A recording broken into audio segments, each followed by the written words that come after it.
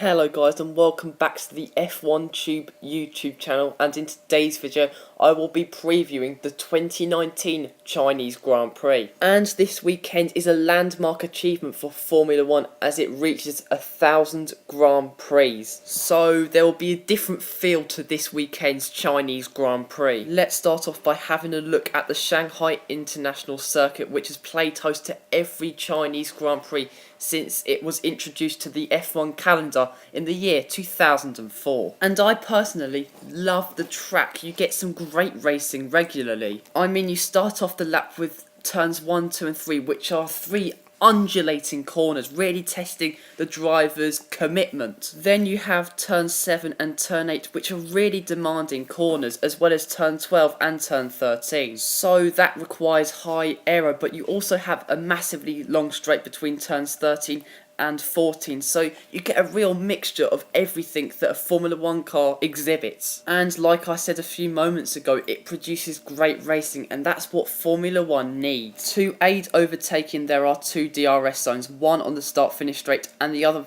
on the long straight between turns 13 and turn 14, but it actually becomes activated halfway down the straight. Let's have a look at the best overtaking possibilities, and my first pick is turn 6. It's at the beginning of sector 2, and it's basically after not the longest straight, but a straight that will promote some form of racing. And it's become more evident in the past 2 seasons that you can make some really bold overtakes into turn 6, with Vettel on Ricciardo in 2017 and Ricciardo on Bottas last year. And my second pick is turn 14, which follows the longest straight on the track. The apex is so tight because the corner is actually a hairpin, but brave drivers will definitely go for a lunge into turn 14 to complete a mesmerising overtake. Now let's have a look at last year's race, and my word, what a Grand Prix it was. It was so good that I believe it was the best Chinese Grand Prix of the turbo hybrid era. Okay, the first half of the race wasn't that great, but once Bottas undercut Vettel for the lead of the race,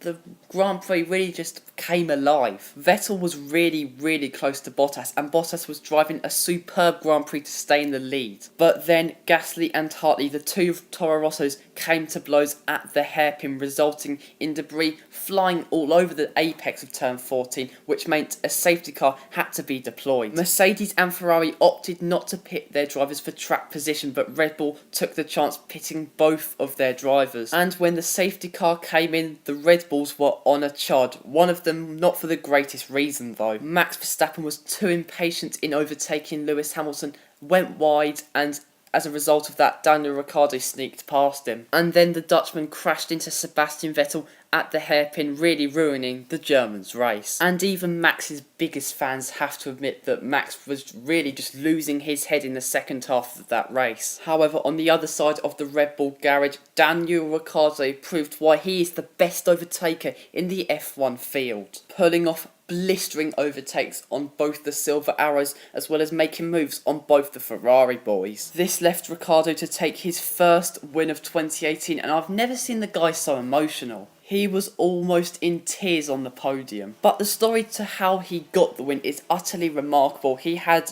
an engine failure in FP3, meaning that the Red Bull crew had to change his engine, and he only just about got out for qualifying against all the odds. He qualified and started P6 and had a quiet first half of the race, but when the big boys needed to step up, my word, did Ricciardo rise to the challenge. Still, to this day, I do feel sorry for Valtteri Bottas. He should have won that Grand Prix.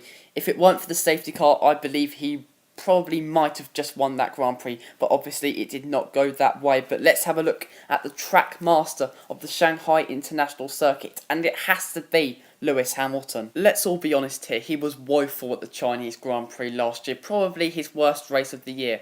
But in general, Lewis Hamilton is the best driver around Shanghai. 5 wins, 5 pole positions and endless amounts of podiums. Lewis Hamilton really is the king of Shanghai and will be one of the favourites to win the 1000th Grand Prix this weekend. Now let's move on to my inevitably woeful predictions. In qualifying, I predict Sebastian Vettel to bounce back and take pole position, leading a Ferrari 1-3. I think Lewis will split the Ferraris, and as I've said, he is really the king of Shanghai. But knowing the Chinese Grand Prix, I believe the race will explode into life, but I believe Lewis Hamilton will take his 75th victory in the 1000th Grand Prix in F1's history. I have Leclerc in second. I think the Mercedes will be better on race day than qualifying, and I don't think Leclerc is as good at Shanghai than he is at Sakir. The only experience Leclerc has at Shanghai really is spinning, because that's all he was doing in the race last year. And I have Verstappen in third just to spice things up a little. But guys, that is it for today's preview. Please like this video and subscribe to the F1 Tube YouTube channel. And as it's F1's 1000th Grand Prix this weekend, I will try and pump out some historic F1 content for you guys to view this weekend or this week. But until next time guys, see you later.